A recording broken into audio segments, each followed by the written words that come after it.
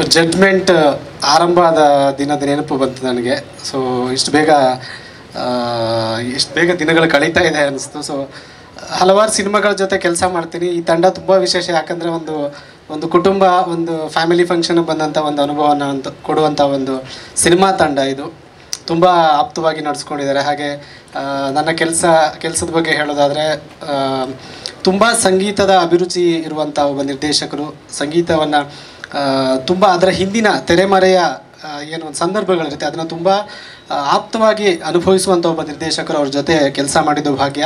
So Anoop ಶ್ರೀಲಿನವರು ಆಗಿರಬಹುದು, Gururaj sir ಆಗಿರಬಹುದು, ನನಗೆ ನನ್ನದೇ ಆದಂಥ ಒಂದು ಸ್ವತಂತ್ರವನ್ನು ಕೊಟ್ಟು ಹಾಡುಗಳನ್ನು ಬರೆಸ್ಕೊಂಡ್ರು. ಸೊ ರವಿ ಸರ್ ಸಿನಿಮಾಗೆ, ದಿಗಂತ್ ಸರ್ಗೆ, ಧನ್ಯ ಮೇಡಮ್ ಇರುವಂಥ ಸಿನಿಮಾಗೆ ಹಾಡು ಬರೆದಿರೋದು ನನಗೆ ತುಂಬ ಖುಷಿ.